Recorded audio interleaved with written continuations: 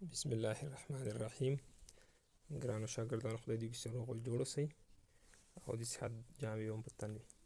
راځو نن د اووم صنف د ریاضي دریمې برخې ته، دریم درس ته، چې هغه دا د یو سیټ د لیکلو طریقې، چې یو سیټ په څو طریقو لیکلی شو. راځو اول کتاب کې ګورو. که چا سره کتاب وي اوومه صفحه ده، او که چا سره کتاب نه وي په ویډیو کې مې انشاءالله کتاب درته ښکاري، همدې نه وګورئ. دلته یې دوه طریقې ښودلي دي، یو د لیست کولو طریقه ده او بل تشریحي طریقه ده. د لیست کولو طریقه داسې تعریفوي. دلته که وګورئ هغه طریقه ده چې د سیټ ټول عنصرونه او یا تصویرونه د سیټ د علامې د قوسونو په منځ کې وي، په دې ډول چې د عناصرو ترمنځ کامه علامه لیکل کیږي. دې طریقې ته تفصیلي طریقه او یا د عناصرو د لیست کولو طریقه یا ټیبلیشن میتود وایي. مثال، دا ګلان دي، تصویرونه دي، د دوه قوسونو په منځ کې دي A سیټ.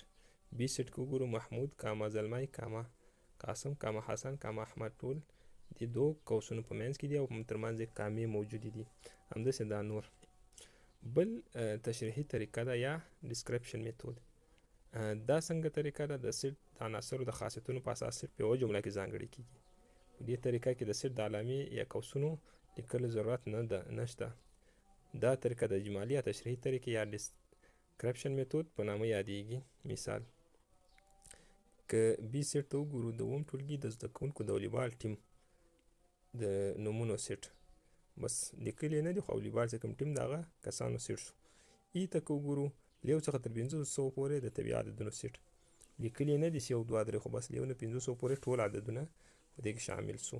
یا دریم مثال، که حج زکات روزه لمونځ کلمه طیبه ده کې یو سیټ وي، اجمالي په طریقې په لاندې ډول لیکلی شو کې د اسلام د 5 بناو سیټ.